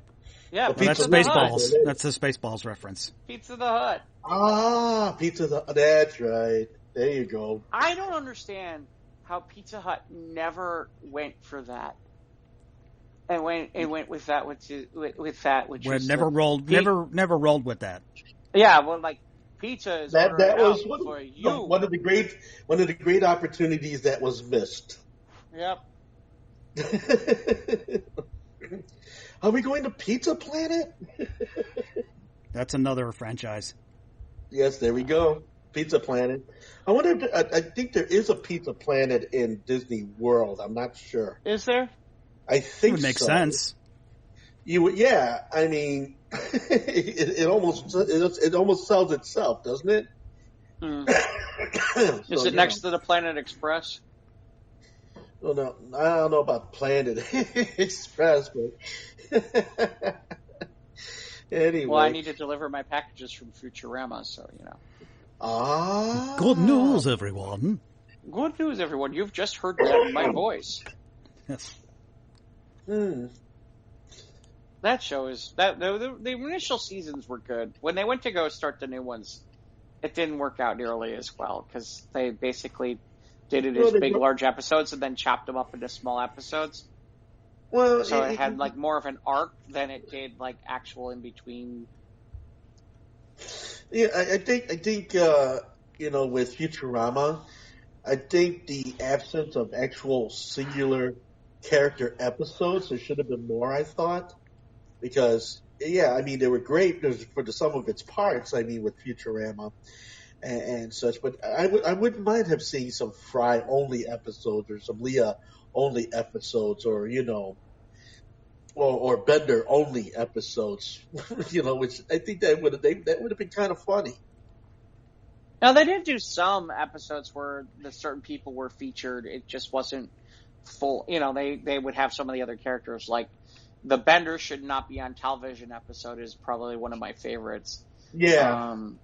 Which includes the first appearance of the Hypnotoad, because everybody loves the Hypnotoad. Yeah. So, I'm trying to. So I'm sorry. Go ahead. No, you first. You first.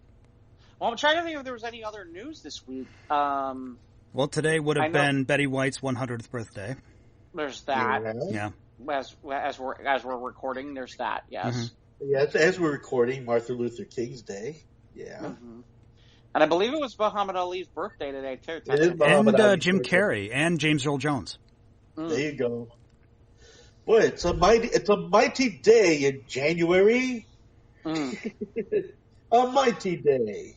I know that there was talk about a reboot of Quantum Leap. I've heard about that. I think it's NBC, but they are not talking at the moment to Scott Bakula. So yeah, I did read about that. There is a reboot happening with that.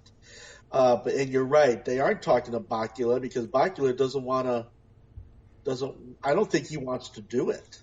No, I heard it the other way. I thought it was the other way around, which was that they have not talked to him yet about it in any way, shape, or form. But I'm not positive. Anyway, it looks like that somebody's finally looking at doing something that should have been done eons ago.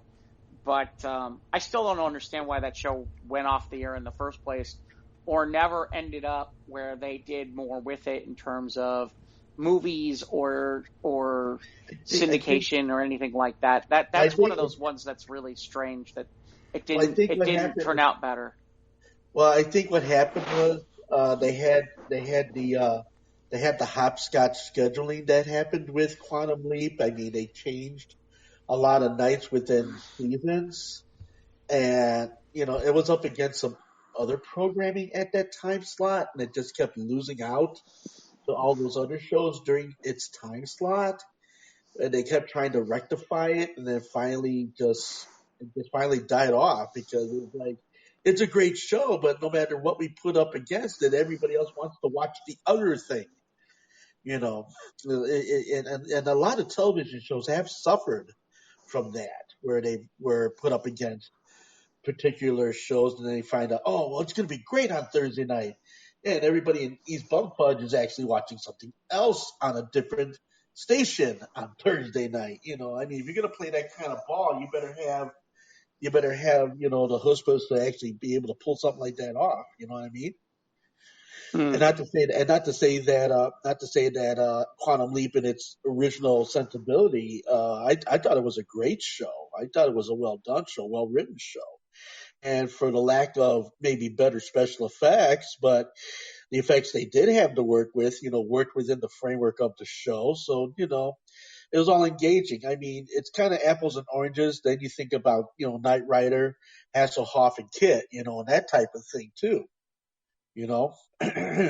And so yeah, I think a Quantum Leap now would be a welcome thing. I hope they do talk to Scott Bakula, and or maybe Bakula, I hope, decides that this might be his stock in trade for another few seasons. Don't know. We'll see.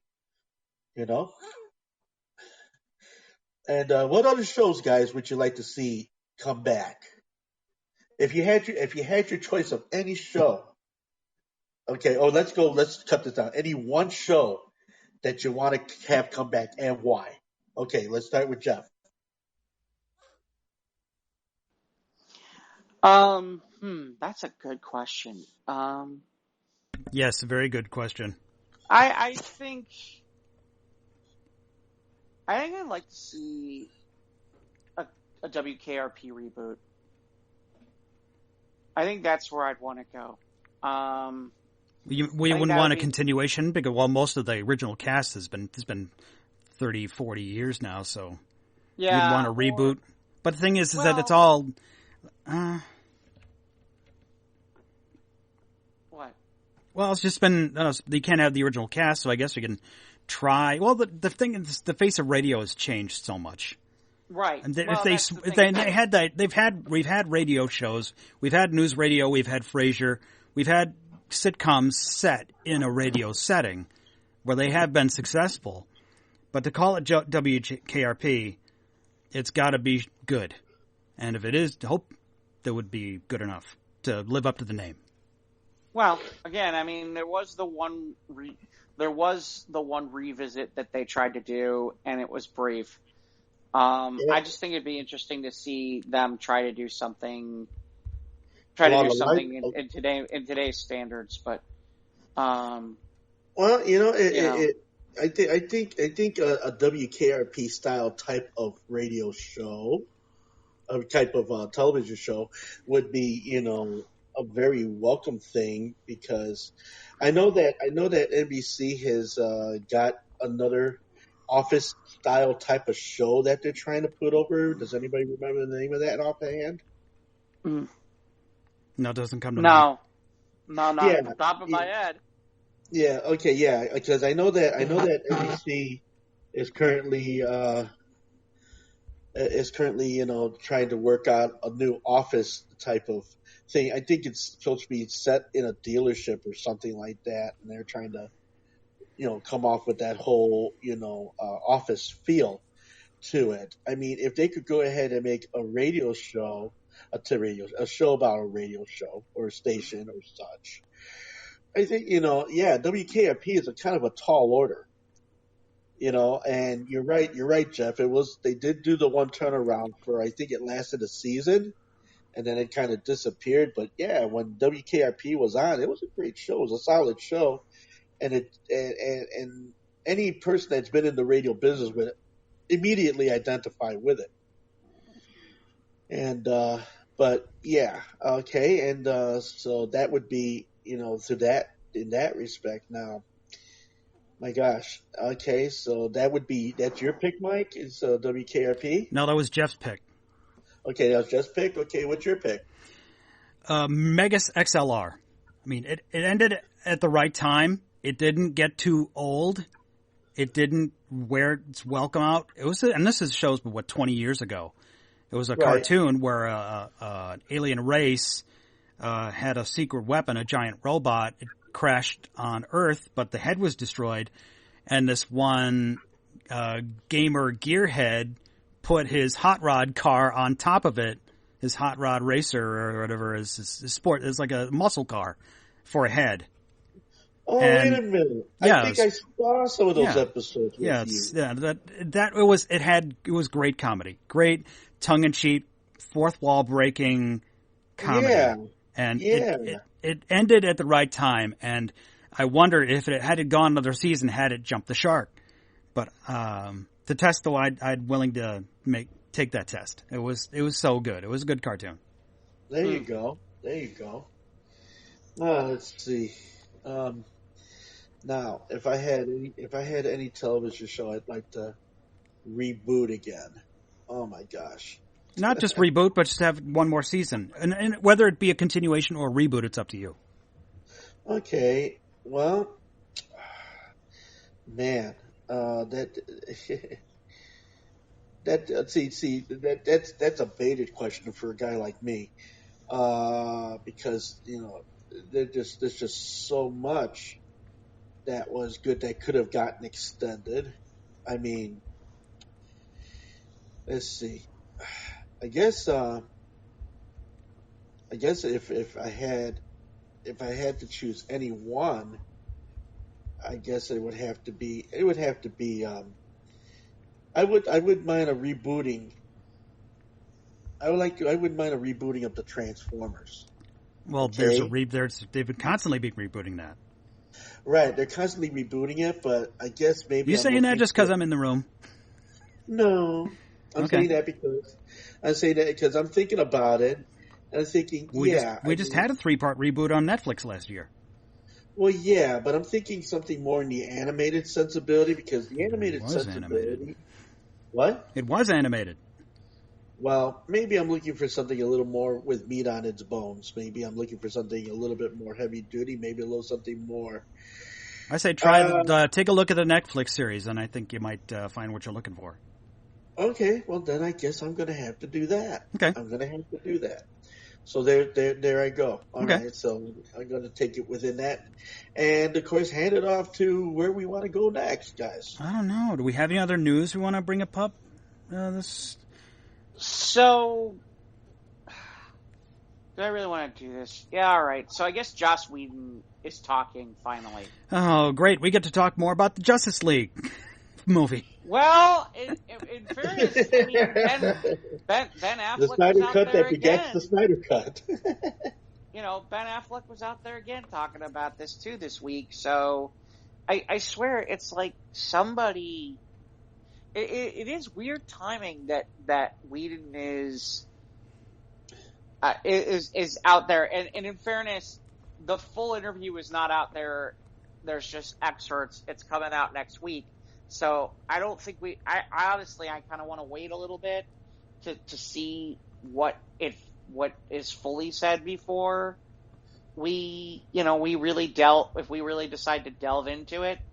But, Joss Whedon took a massive tumble, and, it's one thing about the fact that he had problems on Justice League, but Charisma Carpenter, who was with him on Buffy and Angel, came out and started talking about issues, which makes me sit there and go, okay, that's not, and there's always been talk about things with him, and which is weird because he writes women characters so well, and yet this has become a real issue. And I don't know that I think he might be done. I don't know. The nice part is there's enough stuff out there that he's probably getting somewhat decent residual money and residual checks. Keep in mind, he was the director on the first 2 Avengers films. Yep. So there's that. And he's got all that. He's got Firefly, he's got Buffy, he's got Angel, he's got all those other shows that he's done. Not to mention, I believe he was doing Agents of S.H.I.E.L.D. for a bit. So, yeah, I mean, So here's a person that is endowed with being able to write about female characters, but yet he himself is sensuality is out of control for whatever reason. Well, I don't know about sensuality, but I said sensuality, but yeah. But I'm just saying, that it all goes back to that whole. Well, how do we separate the man from his work? I don't know that you can. And it gets increasingly harder as time goes on, where, if you look at the history of so many people that have created things, that have done things, written things, sung, movies, no matter what the creative art is, there are a lot of people that live with a lot of dark areas in their lives. And, and for years, these dark areas have been chosen to be ignored for the alleged greater good of, the product itself and such. I mean, but as time goes on, it just becomes increasingly more difficult to look at somebody and say, well, knowing what you did, I don't want to be involved with your product anymore. I don't want to read your book anymore. I don't want to. Well, I mean, so here's I don't the want thing. you to be on television or movies or whatever. So there's a lot going on here with all of this, and at the end of the day, some of it's about Joss Whedon, some of it's about this whole Justice League thing, Right. and the one piece, and the one thing that's interesting that I will say that was an interesting takeaway from what I read was he talks about, again, I would rather wait till next week, but he talks about, what's his name? Fisher? Well, you just Ray Fisher, who was Cyborg. Ray Fisher. And it's interesting because he's like, I didn't feel like this made sense to be in the movie, and quite frankly, I didn't think he was that great of an actor. And I gotta be honest, there's a part of me where, having seen both cuts, I see what he saw. And in fairness, you couldn't release. This is the part I was laughing about the Snyder Cut. You couldn't release a 4-hour movie in the theaters. You just couldn't. No way. No one's doing Not without intermission. Right. Even if it is like Superman and Batman. And a bulk of entertainment that's going to carry it to 4 hours. Very few movies have ever made it to that type of length and, have right. that I mean, same power. It lent itself to being able to be viewed on HBO Max, where you could sit in the comfort of your own home, and if you wanted to, you could sit there and go, oh, good, I can hit the pause button. Right. True. Okay? Or, hey, you know what? I've watched hour 1. Tomorrow I'll watch hour 2. Right. It becomes your discretion after that. But I'll be honest. I watched it 4 hours straight, and I will tell you, having watched 4 hours straight, I would have died in the movie theater. I would have absolutely died. I don't know how I would have sat there for 4 hours and watched that movie. I don't know how I could have done it, because it's just no way. And by the way, the other thing I think is interesting is I think he's got a point, and one of the reasons I think he's got a point is I see, they're using Cyborg in the Doom Patrol show, and the actor who's playing Cyborg in the Doom Patrol show is quite frankly much better than Ray Fisher.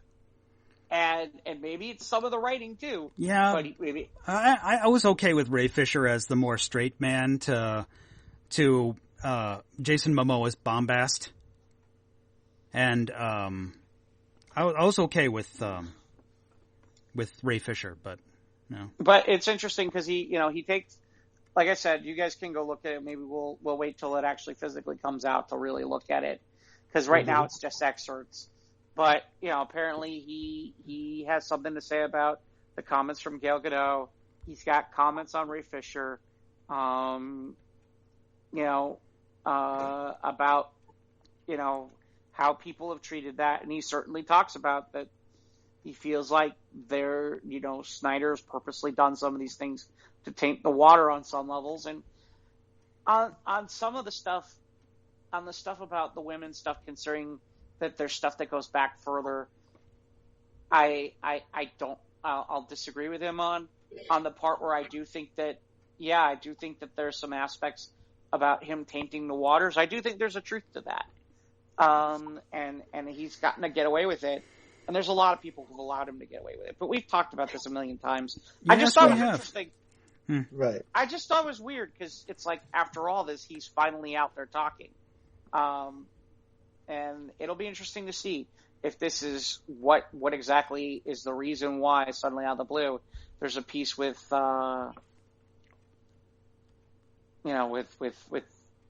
with Joss Whedon all of a sudden out of the blue. So yeah, well, I guess maybe it's just a matter of, I don't know, maybe he's trying to answer headlong into his transgressions. Is he just trying to say, hey, this is how it went on, this is what's going on, this is why this went on? Maybe there's a cleansing happening. I don't know. Maybe that's probably part of it. Maybe. But you could come up with dozens of reasons as to why a person decides they're going to want to do something like this. You know what I mean? Yeah. So FYI, the Moon Knight trailer is out. Okay. I did get a chance to watch it while we were talking a little bit, and interesting. Certainly, obviously I was multitasking while we were doing this. It looks interesting. I thought it's, it does look like it's coming in March, so I'm a little surprised that it's coming this early. I thought She-Hulk, we were going to get She-Hulk before it, but apparently no. The next Marvel Disney Plus show is indeed Moon Knight, and because we all thought it would come out near the holiday times, for like Halloween. Well, he does have some of those aspects to the character. Also too, the fact that, the Omni is out there, snapping at everybody's ass, and, it's just maybe slowing some things down, maybe it's delaying some things, maybe, speeding some things up, or maybe just trying to say, well, we can't get this to market just yet. Let's go ahead and put this in its place. This, like I said, could be a lot of reasons. They're usually pretty deliberate on some of this stuff, but Mike, I don't. I mean, everything I've read, Mike, was that this was something that they were talking about in the fall, right? Did you hear anything different? No, I don't know the timeline on Moon Knight, so. No, I mean in terms of which shows they were going to release when. No, we don't know. Okay, well, apparently this one's the first one because it's going to come in March. So I see. All right. So that's about it. I don't think we got anything else. No, I suppose that's good for all. What are you doing, Ivan? You still spinning on Twitch or what? Right now, I'm on hiatus because the studio's not built yet. Okay, and I'm starting to work that situation out. So probably February, tentatively February, I should be starting to trickle out some things from the house. Using a reduced studio situation, but yeah, no real big bells and whistles really till about March. I'll probably, if once I get out of the woods with this situation I got going on, then I should be back on, doing live sets over at Cafe Mustache, Cole's, and Logan Arcade. They've all been in the loop with me and everything, so okay. That. Yeah, keep us posted if you plan to go back to Twitch. Oh yeah, absolutely. Yeah, Jeff, what are you doing this weekend? That's a really good question. I don't have much going on this weekend, I don't think. Yeah. I got a game night. I'll be off this weekend. I've got some stuff around the house to do. I think I might take down the Christmas decorations. The ground, it's been cold, but it's been obviously they've been unplugged since January 1, but it might, so that's super exciting. I get to take although the house has been de-Christmased, it's a long and arduous process, but the Christmas is gone, so where it belongs, it's in the bin with my Die Hard DVD. But I do plan to do a game night this weekend. That's good. Game night. Yeah. So, okay, so I guess that'll do. Episode 180. We're on Instagram and Twitter at SOTRT Podcast. When YouTube, click the bell, subscribe. You're going to get new content. Of course, you can follow us on Facebook. That's where the articles and memes and sometimes funny stuff. Jivan Ivan is on he's got his Facebook page now, man. I'm having fun in that place. I don't know what Isn't that great? The Jive Vibe page? Yes. That's a lot. Jive Ivan's Vibe Tribe is on Facebook. Jeff is everywhere at Steinamite Productions. You can download the show on usual podcast hosting platforms, Google, Apple, Spotify, Anchor. And, I guess, email us at sotrtpodcast@gmail.com. And thanks to everyone who popped in to say hello or just to listen for a minute or two here on Clubhouse. Thanks so much for joining us here on Clubhouse here at the Squares of the Round Table. And on behalf of Jeff and Mike and myself, glad to have you here. And we will see you next week with more of the same. And, of course, you never know by name. But, yeah. Thank you so much, and thank you, Johnny. It's been great. Great to be back.